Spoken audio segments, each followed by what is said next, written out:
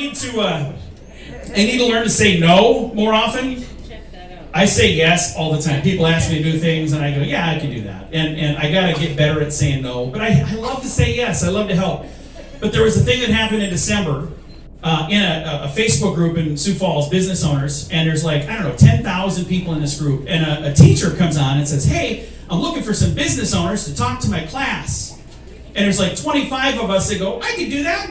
And then I get a phone call, and she goes, hey, do you want to come and talk to my class? And I go, yeah, I can do that. And I set it up.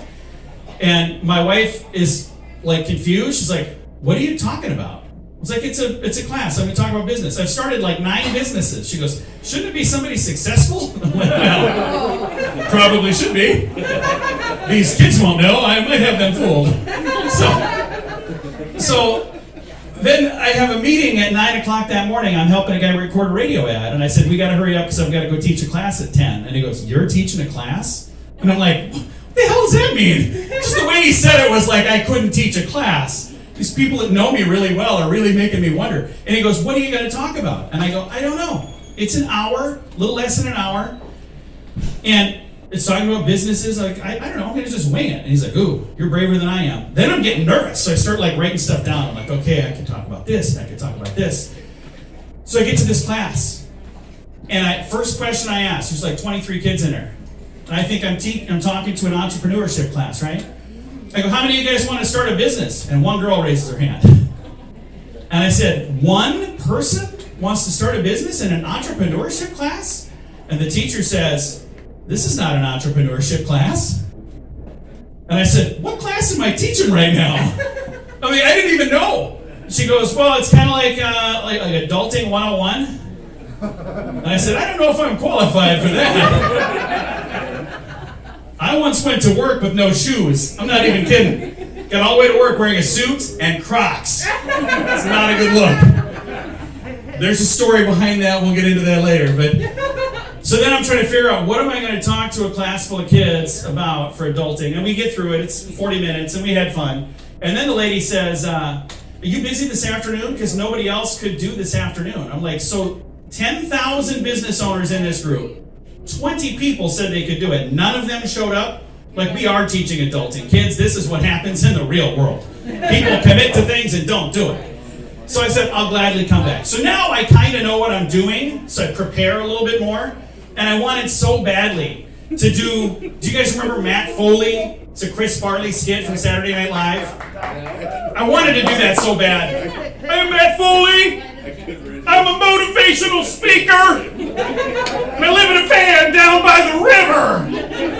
I wanted to do that so bad, but I realized that's from 1993. None of these kids would have known who that is. And then the other thing I got to thinking about, in 1993, living in a van down by the river was like something that was going to scare you straight. Nowadays, kids aspire to live in a van down by the river.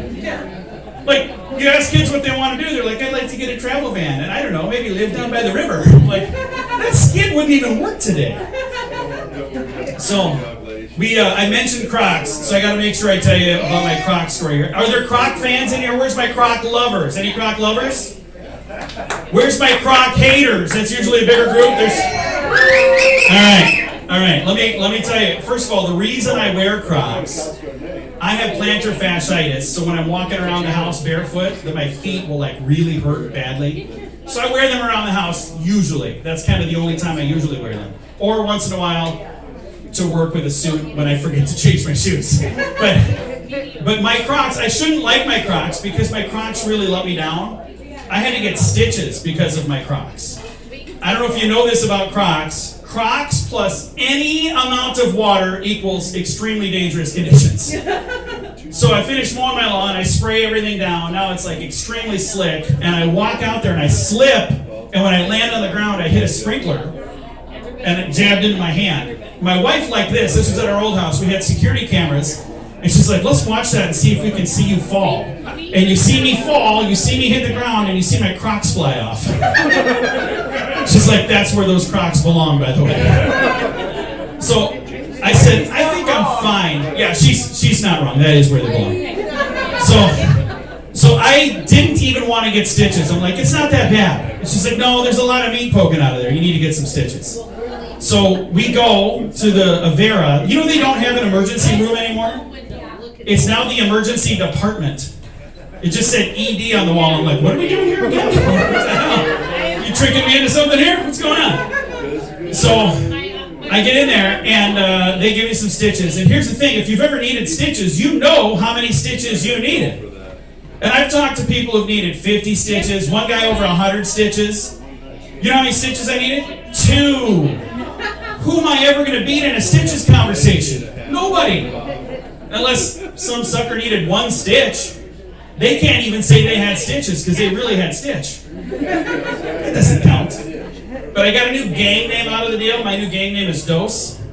That's 2 in Spanish, for those of you who don't know. I took Spanish in high school, and I only know like 7 words in Spanish now. But I failed Spanish on my very first day. And there are quite often people thinking, how do you fail on the very first day? Oh, trust me, I failed, big time. So this would have been back in the 1990s. And back in the 1990s, there were some jeans called Pepe jeans. Remember those? So it was a brand name, Pepe jeans. So you remember that? Yeah.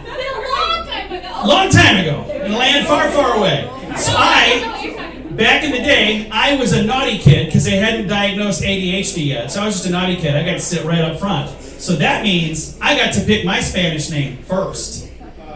So the teacher says, John, what do you want for your Spanish name? And I said, Pepe.